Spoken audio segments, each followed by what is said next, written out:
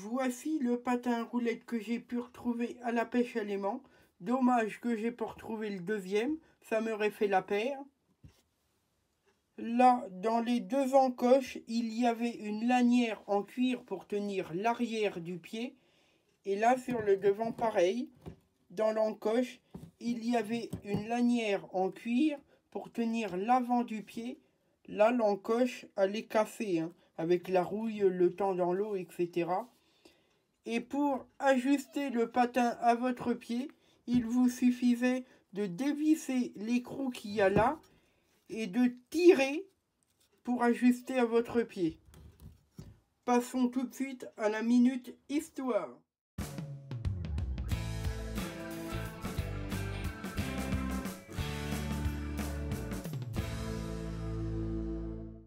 Le patinage à roulettes ou roller est un mode de déplacement qui consiste à se déplacer sur des chaussures montées sur roues appelées patins à roulettes.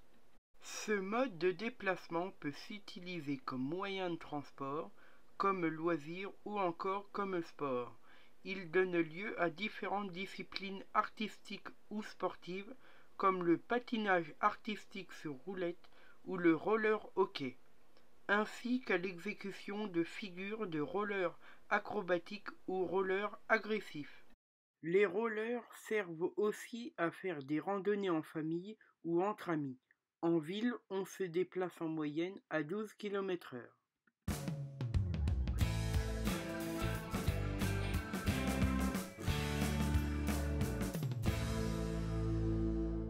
À l'origine du patin à roulettes au XVIIIe siècle, les roues étaient alignées à la manière des rollers en ligne d'aujourd'hui, en imitation de la lame des patins à glace. Le Belge Jean-Joseph Merlin fixe deux rouleaux en métal sur une plaque de bois pour remplacer le patin à glace en été.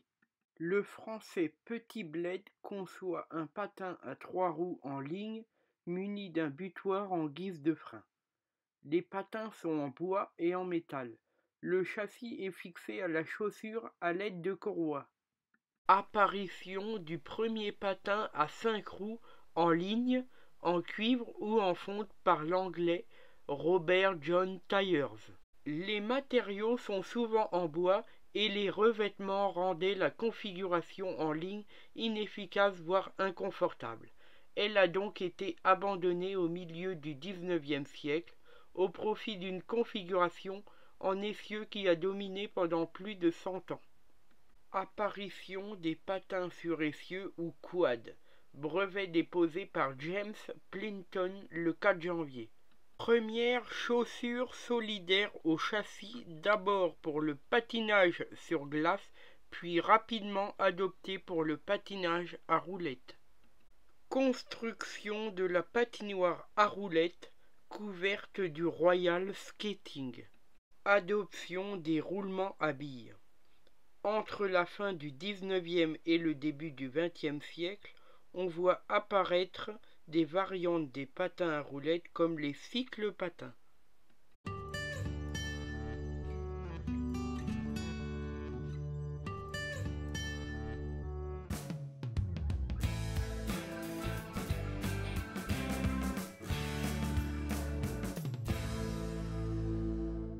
Un patin est composé en général d'une chaussure montant au-dessus de la cheville pour assurer le maintien en pratique de loisir, d'une platine sur laquelle est fixée la chaussure, de roues montées sur roulement à billes, d'un spoiler renforçant la rigidité de la chaussure, à l'exception des modèles de course. L'architecture et les composants du patin sont adaptés en fonction de la discipline pratiquée. Cependant, il existe trois grandes familles de rollers. Les rollers quad, avec deux roues sous la voûte plantaire et deux roues sous le talon. Les rollers en ligne, aux roues alignées comme la lame d'un patin à glace. Ils se divisent en plusieurs produits suivant l'utilisation: vitesse, fitness, hockey ou street, à utiliser sur des rampes en bois ou des modules en acier pour faire des figures acrobatiques. Les rollers tout-terrain. Ils consistent à ajouter de grosses roues pour descendre les prairies. Ce modèle est très peu utilisé parce qu'il est difficile de s'arrêter.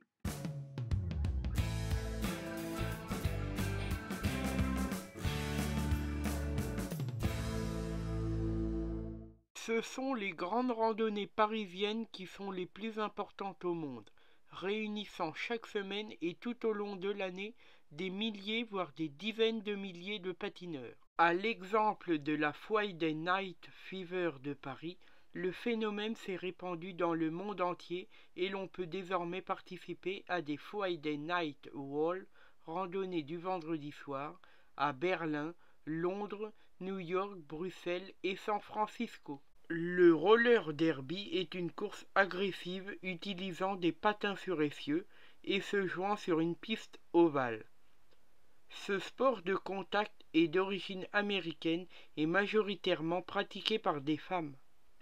Le but du jeu étant de désigner une joueuse et de réussir à dépasser en un laps de temps donné les joueuses adverses sans se faire jeter au sol.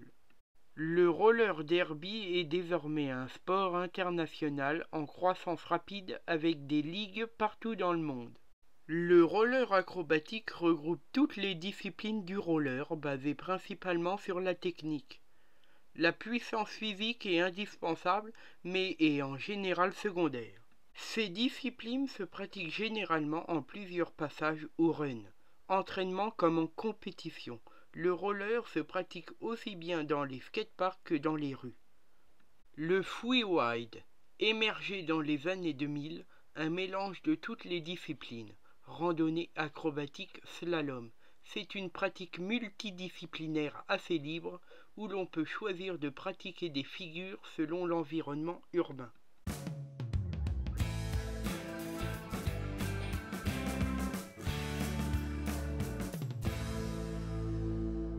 À la différence du hockey sur glace, la pratique interdit tout contact physique violent. Le rink hockey se pratique en roller quad spécialement modifié pour permettre plus de réactivité et faciliter les déplacements brusques. Le roller inline hockey se pratique en roller inline. Le jeu est similaire à la version en glace, hormis pour les contacts physiques et le nombre de joueurs. 5 plus 1 gardien sur glace, 4 plus 1 gardien en roller hockey. La descente ou downhill est une course qui s'effectue sur des pentes plus ou moins raides en un minimum de temps. Le border cross ou bladder cross est une course de vitesse sur un parcours avec obstacles artificiels, rampes, modules, etc. Le roller tout-terrain, tracté ou non. Le roller sauceur, variant du football en roller.